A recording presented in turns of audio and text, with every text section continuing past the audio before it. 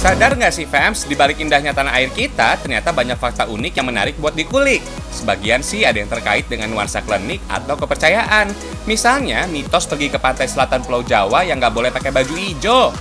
Mitos soal makanan juga ada nih. Bener nggak ya, makan sate langsung dari tusuknya bisa bikin susuk jadi luntur? Waduh, hari gini kok pakai susuk? Ada juga nih yang beranggapan kalau hutan atau kawasan pepohonan bambu itu menyeramkan. Kenapa ya? Kita kulik juga deh berbagai hal menarik lainnya dalam ragam mitos unik bukan klinik. Asyik!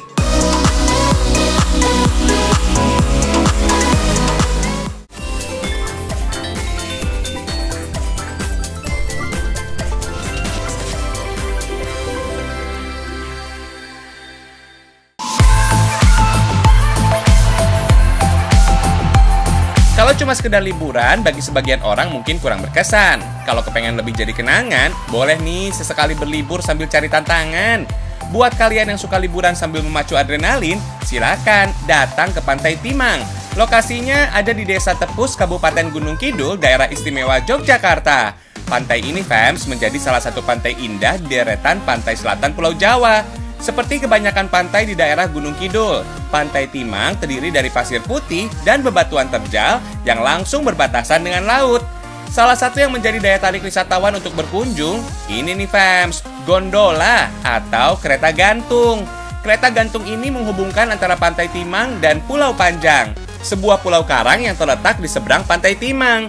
Oh iya fams, dulunya gondola ini adalah alat yang dipakai para nelayan untuk menyeberang saat mencari lobster di Pulau Panjang. Setelah dibuka untuk umum, gondola lantas dimodifikasi sedemikian rupa sehingga aman untuk dipakai wisatawan. Untuk pengunjung lokal, biaya yang dipatok sekitar Rp150.000.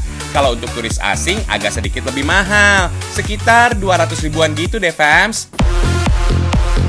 Gondola yang sudah ada sejak tahun 1967 ini awalnya hanya memakai 3 tali dengan bentuk kereta gantung seadanya. Sejak menjadi kawasan wisata pada tahun 2014, gondola ini sudah diamankan dengan 9 utas tali. Kapasitas penumpangnya juga sudah disesuaikan kok, bisa diisi oleh 2 orang sekaligus. Cara kerjanya sederhana, sepanjang kereta gantung ini akan ditarik oleh beberapa orang petugas. Yang bikin tambah deg-degan, pas lagi nyebrang kena cipratan ombak pantai selatan. Seru! Hihihi. Oh iya, tiket masuk yang dibeli bisa dipakai untuk perjalanan gondola pulang dan pergi. Sesampainya di Pulau Panjang, kita bisa bermain-main sepuasnya, fams. Nggak ada batasan waktu berapa lama untuk senang-senang di pulau ini. Memiliki kontur alam berupa bebatuan karang, kalian harus hati-hati saat di Pulau Panjang. Tergolong pulau kecil dengan bebatuan curam yang langsung berbatasan dengan lautan. Tapi percaya deh fams, pemandangan alam dari sini indahnya pakai banget.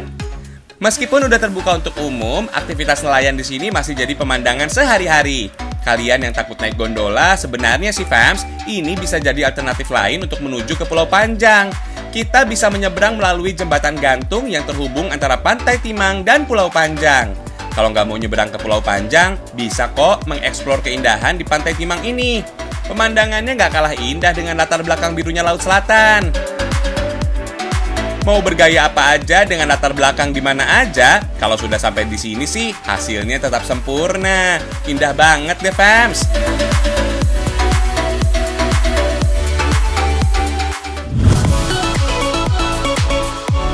Fams, berbatasan langsung dengan Samudra Hindia, lautan di pesisir selatan Pulau Jawa menyimpan banyak cerita. Sebagian masyarakat Jawa percaya pantai selatan di Pulau Jawa menjadi gerbang gaib menuju istana Kanjeng Ratu Kidul atau disebut dengan Ratu Pantai Selatan.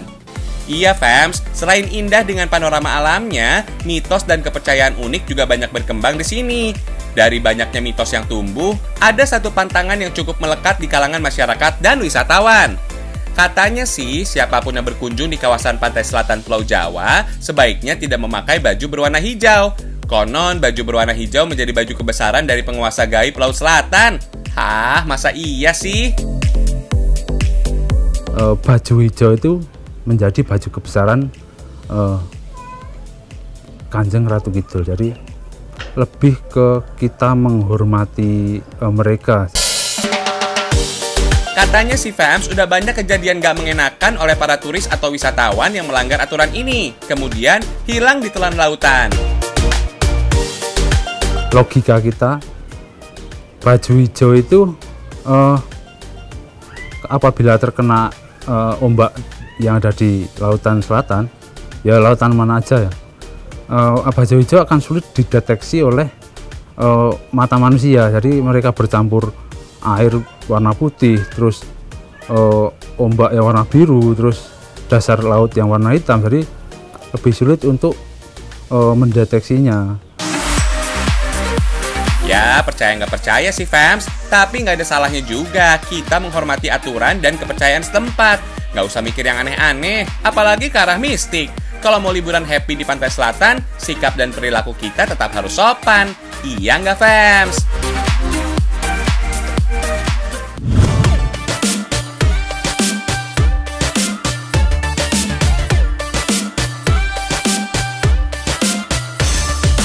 Fams, udah tahu dong, rujak cingur adalah hidangan khas dari Jawa Timur. Mirip seperti gado-gado dari Betawi, rujak cingur nggak kalah spesial karena pakai bumbu petis dan irisan moncong sapi di dalamnya. Selain itu fams, rujak cingur biasanya berisi aneka sayuran rebus seperti kangkung, toge, dan kacang panjang. Ada juga tempe, tahu goreng, dan pastinya cingur alias mulut sapi. Tinggal siram deh bumbu petisnya. Menu ini fams gampang banget ditemui di wilayah Jawa Timur, kayak di Pasar Papringan Jambu, Kabupaten Kediri. Biasanya sih orang yang datang ke sini untuk mencari sarapan atau aneka jajanan tradisional. Pasar Papringan di Kediri hanya buka setiap hari Sabtu dan Minggu, mulai pukul 9 pagi. Biasanya sih sebelum jam makan siang, aneka makanan di sini sudah ludes terjual. Papringan dalam bahasa Jawa berarti bambu, soalnya pasar ini lokasinya ada di kawasan hutan bambu yang rindang. Tapi tahu nggak sih fams, selama ini kawasan hutan bambu selalu identik dengan anggapan angker dan menjadi tempat tinggal para jin serta makhluk tak kasat mata. Oleh sebagian masyarakat Jawa, bambu memang disakralkan. Dalam kegiatan upacara adat masyarakat Jawa, bambu selalu nyaris dilibatkan, mulai dari upacara kelahiran sampai kematian. Dianggap memiliki energi supranatural alami, sebagian orang bahkan harus memperhitungkan tanggal dan hari baik hanya sekedar untuk memotong bambu fams. Karena pohon itu disakralkan oleh masyarakat Jawa ya. Jadi untuk agar mereka tidak sembarangan menebang atau merusak tanaman bambu, masyarakat Jawa dengan membawa kata-kata seperti itu. Jadi bambu itu rumah makhluk halus, biar mereka enggak sembarangan merusak pohon bambu itu. Tuh fams, dengerin, mulai sekarang nggak usah takut deh kalau main-main ke kawasan hutan ataupun pepohonan bambu. Selama kita sopan dan bertindak sesuai norma dan aturan, nggak bakal ada deh yang aneh-aneh. Mending kita nikmatin aja suasana alami di Pasar Papringan Kediri. Semuanya serba natural dan tradisional banget fams. Mulai dari pembayaran sampai penyajiannya, nggak ada deh yang pakai limbah sampah plastik. Kalau sudah kenyang, bisa minum es dawet yang seger ini. Di Jawa Barat, dawet dikenal juga dengan sebutan cendol, berasal dari bahasa Sunda yang berarti jendol. Maksudnya sih ada sensasi jendolan saat cendol diminum fams. Hihihi, ayah wae. Cobain juga nih es jenang grendul fams, jajanan legendaris dari Blitar. Dalam bahasa Jawa, jenang artinya bubur. Kalau grendul yang dimaksud tekstur kenyal dan lengket pada bola-bola ketan atau ubi di dalam bubur. Aduh, seger banget.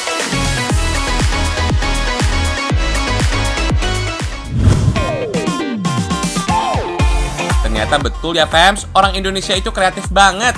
Bisa hasilkan karya dari bahan yang gak disangka-sangka. Ini nih contohnya. Dari limbah yang gak dianggap, bisa jadi kreasi unik bernilai seni dan ekonomi. Mulai dari tas, dompet, hingga lukisan, semua hadir dengan tampilan etnik yang pastinya gak pasaran fams.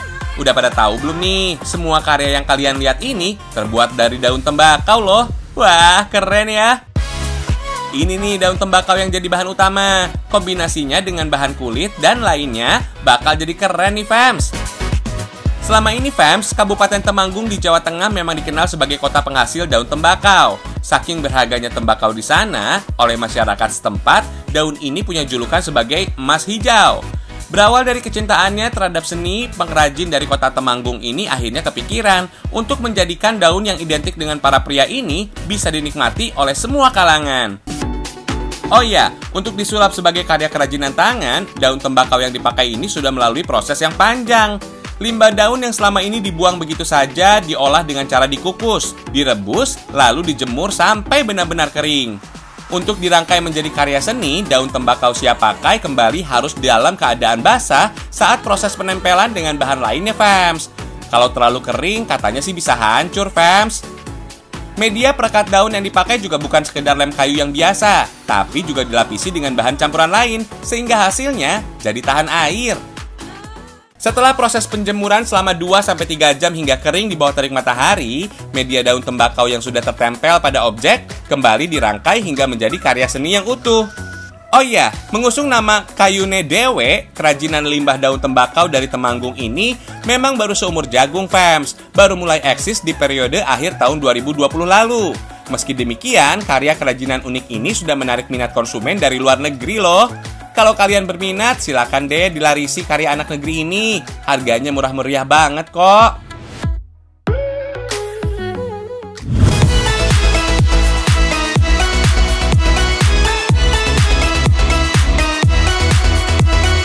Ini dia, fams, sate kulit dan sate usus ayam. Semuanya hadir dengan size jumbo, khusus buat kalian yang nggak puas dengan ukuran kecil. Oh iya, kalau mau nyobain menu spesial ini, lokasinya ada di Jalan Trunojoyo, Kota Bandung, Jawa Barat. Karena terbuat dari kulit dan usus ayam asli, pastikan bahan baku yang dipakai dalam keadaan bersih, supaya nggak merusak rasa saat dimasak nanti. Proses memasaknya juga butuh waktu yang lama, agar rasa dan aromanya menggugah selera. Keduanya harus diolah dengan bumbu bacem sekitar 8 jam, fams. Waduh, lama juga ya. Hihihi. Fams, bacem adalah salah satu metode pengolahan makanan yang cukup populer di tanah Jawa. Dengan memakai air gula Jawa dan garam, aneka bahan yang dibacem bisa awet, tahan lama. Rasanya juga semakin mantap, kayak ada manis-manisnya gitu, fams. Setelah 8 jam proses bacem, baru deh usus dan kulit lanjut ditusuk menjadi sate. Berhubung jumbo ukurannya, tusukan sate yang dipakai juga khusus. Terbuat dari bambu dengan ukuran agak tebal dan panjang sekitar 30 cm. Namanya juga sate, sebelum tersaji di meja pelanggan, usus dan kulit harus dibakar terlebih dulu, fams. Pakai tambahan bumbu oles biar rasanya semakin maknyus. Ada beragam versi mengenai sejarah sate. Menu sate udah ada di Nusantara sejak abad ke-15 yang dibawa oleh pedagang Arab dan India. Tapi tahu nggak, fams, di balik nikmatnya menyantap setusuk sate, ternyata ada mitos tentang pantangan yang dipercaya oleh sebagian orang di negeri kita.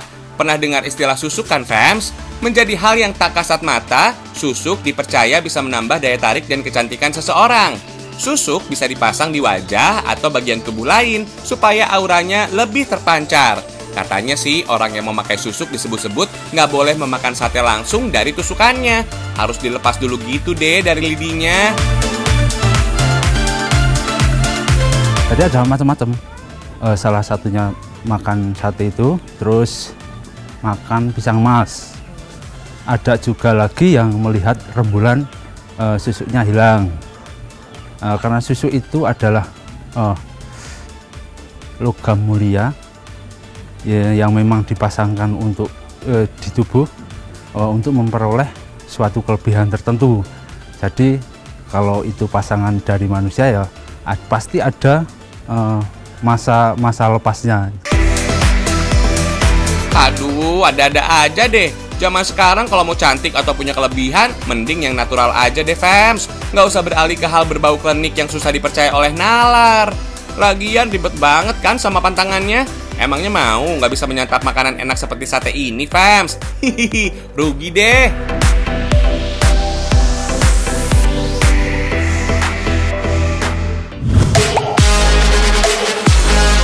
Kalau datang ke kota Wonosobo, wajib nih mencicipi makanan khas yang satu ini.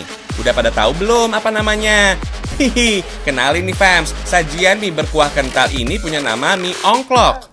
Walau kini banyak penjualnya di Wonosobo, resep dan penyajian mie ongklok nyaris nggak berubah dari dulu sampai sekarang. Bahan utamanya simple, mulai dari mie kuning, irisan daun kucai, dan potongan kol. Untuk bumbunya, ada kuah kental yang terbuat dari campuran tepung kanji, ebi, dan gula Jawa. Oh iya, ongklok adalah sebutan untuk keranjang kecil dari anyaman bambu yang dipakai untuk membantu perebusan mie. Dari pemakaian alat bantu yang khas inilah, nama mie ongklok kemudian muncul, fams. Dulunya, fams, mie ongklok biasa disajikan dengan saren atau sejenis darah ayam atau sapi yang dibekukan.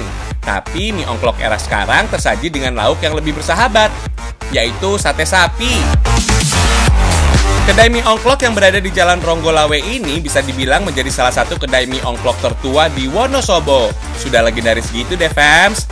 Sejarahnya dulu, mie ongklok di Wonosobo hanya dijual berkeliling dengan pikulan. Baru di sekitar tahun 1975, untuk pertama kalinya, mie ongklok dijual di kedai makan yang satu ini, fams. Kalau sekarang sih udah dikelola oleh generasi kedua. Seporsi mie ongklok dan sate sapi makin mantap lagi nih, tersaji bersama tempe kemul dan geblek, yang juga jadi kuliner khas dari Wonosobo. Dari banyaknya sajian mie yang tersebar di Nusantara, mie ongklok menjadi salah satu yang paling istimewa. Selain karena sudah melegenda, cita rasanya juga nggak bisa dipandang sebelah mata. Bahkan mie ongklok juga sudah menjadi warisan budaya tak benda dari Indonesia. Dengan porsi yang terbilang pas, mie ongklok cocok disantap kapanpun yang kita mau. Cita rasanya gurih manis, makin terasa spesial dengan sate sapi yang jadi pendampingnya. Serasi banget deh, fams. Hangat kuahnya juga cocok bikin hangat badan di tengah dinginnya kota Wonosobo. Yakin deh, sekali coba bakal ketagihan.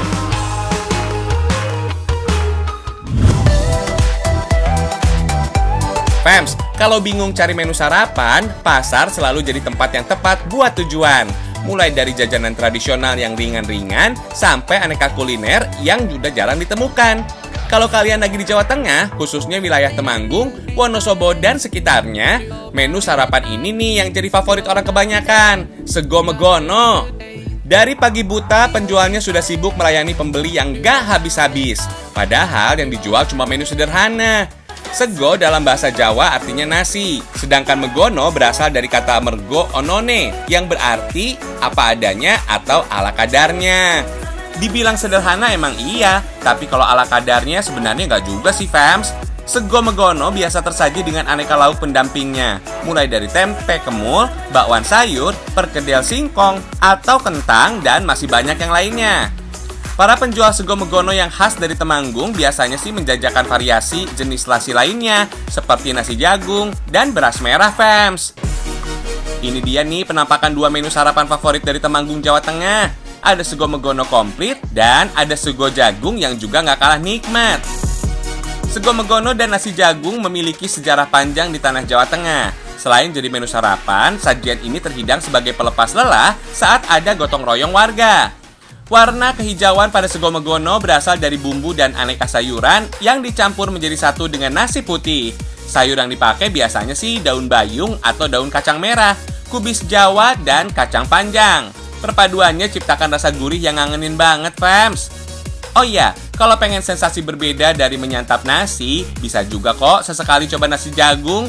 Teksturnya lembut dan halus, tapi nikmat dan bikin kenyang. Mantap lah pastinya.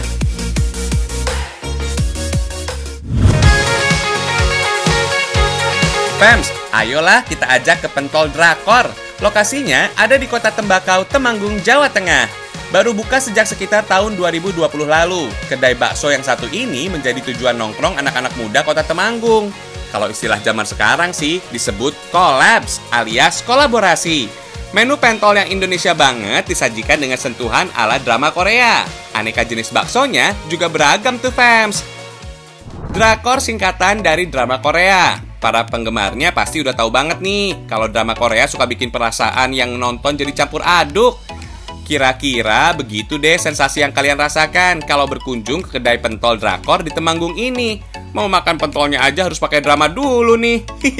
Pakai masak sendiri dulu, fams. Tapi yakin deh, fams, menyantap pentol dengan cara penyajian seperti ini justru bikin seru dan makannya jadi tambah nafsu. Aneka pentol alias bakso dengan beragam jenis isiannya kita campur dengan racikan sendiri ke dalam kuah merah yang rasanya super duper pedas. Mantap lah pastinya. Oh iya, kalau sudah di kedai bakso, menu mie ayam selalu jadi pendampingnya. Uniknya di sini, fams, konsep penyajian mie ayamnya juga beda. Di atas hot plate, mie dan potongan daging ayam dimasak dengan saus ekstra pedas. Tenang, level pedasnya bisa kamu request sendiri kok. Walaupun bawa embel-embel drama Korea alias drakor, sajian pentol dan mie ayam hot plate ini masih pakai harga standar lokal kok. Murah meriah, mulai di kisaran harga Rp15.000 aja, fams. Dengan harga yang terbilang ramah di kantong, sensasi kenikmatan yang kalian dapat bukan kaleng-kaleng. Pentol isian keju, ati, otak, telur, jamur, tetelan sosis hingga cabe, semua nyatu di dalam kuah pedasnya.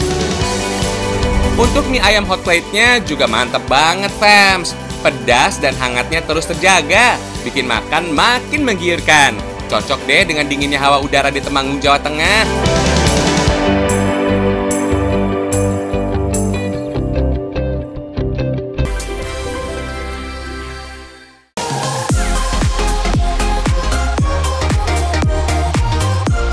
Jadi gimana, fams? Hari gini masih mau mikir yang klenik-klenik? Yakin aja deh, manusia dan makhluk yang lainnya memang selalu hidup berdampingan. Selama kita sopan, nggak bakal deh ada gangguan. Ini juga jadi bagian dari indahnya budaya negeri kita. Karena Indonesia istimewa.